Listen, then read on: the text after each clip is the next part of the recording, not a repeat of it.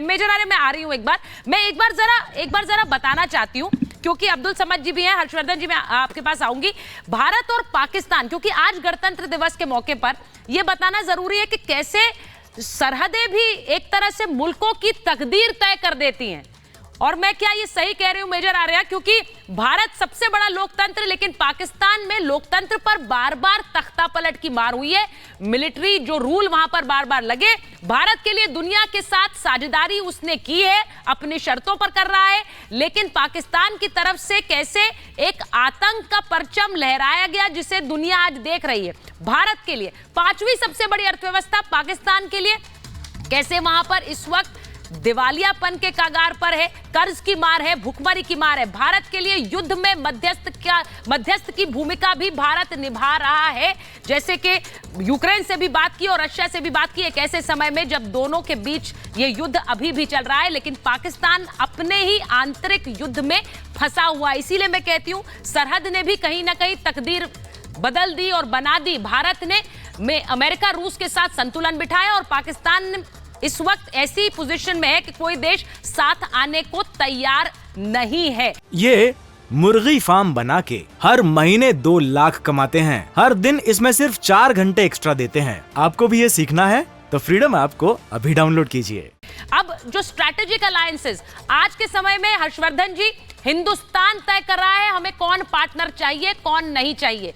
हिंदुस्तान को हर देश ऐसा इस वक्त जो स्थिति है, पार्टनरशिप हिंदुस्तान की चाह रहा है। यह स्थिति पाकिस्तान के लिए नहीं है। देखिए सुचेता, सबसे पहले तो भारतवासियों को बहुत मजबूत, बहुत स्वस्थ, बहुत लोकतांत्रिक गणतंत्र की शुभकामनाएं। और आज जो राजपथ पर जो कर्तव्य पथ हो चुका है, उस पर जो कुछ दिखा है वो उसकी झलक है जो भारत ने पिछले कुछ वर्षों में हासिल किया है। और पहली बात तो मैं ये कहूंगा, किसी भी कीमत पर अब हमको भारत और पाकिस्तान की तुलना गलती से भी, अनजाने में भी नहीं करना चाहिए। हम बड़ा फासला हो गया है अब, वो मतलब जिसको हम कहते हैं ना कि ये बेवजह की एक तुलना होती है, तो हम तुलना करने लगते हैं कि कितना वो कर्ज में है, कितनी वो भुखमरी में। अरे भाई, हमको इसकी बात ही नहीं करनी है। हमारी जो बातचीत होनी है, नहीं हर्षवर्धन जी, ये तुलना नहीं है। मैंने सिर्फ इसका जिक्र इसलिए किया क्योंकि 2 देश जो एक साथ बने, अब या फिर मुझे कहना चाहिए कि पाकिस्तान बना, हिंदुस्तान तो हमेशा से रहा, हिंदुस्तान में से पाकिस्तान बना, लेकिन किस्मत कैसे बदल गई?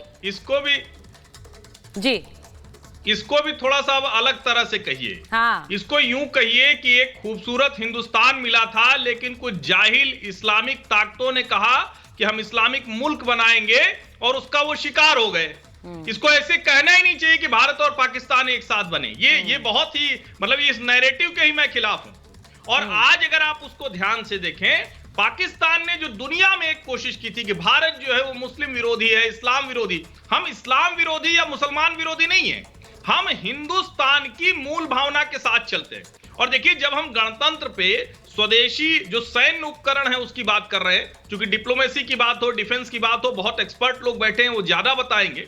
लेकिन मैं अभी 2 दिन पहले जो हुआ, जो इंडिया ने अपना मोबाइल ऑपरेटिंग सिस्टम तैयार किया, हाँ। या जो आंकड़ा आता है कि भारत ने अपने सैन्य उपकरणों को 15,000 करोड़ से ज्यादा का निर्यात कर दिया, या जो आंकड़ा आता है कि दुनिया भर में जहां कहीं भी मुश्किल है वहां दवा से लेकर वैक्सीन तक भारत पहुंचाता है, या जो आंकड़ा आता है कि जब पर्यावरण पर चिंता होती है तो भारत उसके उदाहरण के तौर पर आता है, या जब कहा जाता है कि इंटरनेशनल सोलर अलायंस है तो भारत की तरफ उम्मीद किससे दुनिया देखती है, या जब कहा जाता है कि 2 मुल्कों के बीच युद्ध होगा, 2 देश जब एक दूसरे से टकराएंगे, महाशक्तियां लड़ रही होंगी, तो एक आदमी है जो भाई थोड़ा कुछ ठीक कर सकता है, तो भारत और नरेंद्र मोदी की तरफ देखेंगे। ये है आज का भारत। और इसीलिए जब हम कहते हैं कि गणतंत्र के दिन हम क्या क्या याद करें, तो हमें याद करना चाहिए कि ये यात्रा हमने कैसे पूरी की है, हम इस पर आगे कैसे बढ़े, और जब हम दुनिया की बड़ी ताकतों में शामिल होंगे, दीपक बोरा जी ताली बजा रहे हैं, होंगी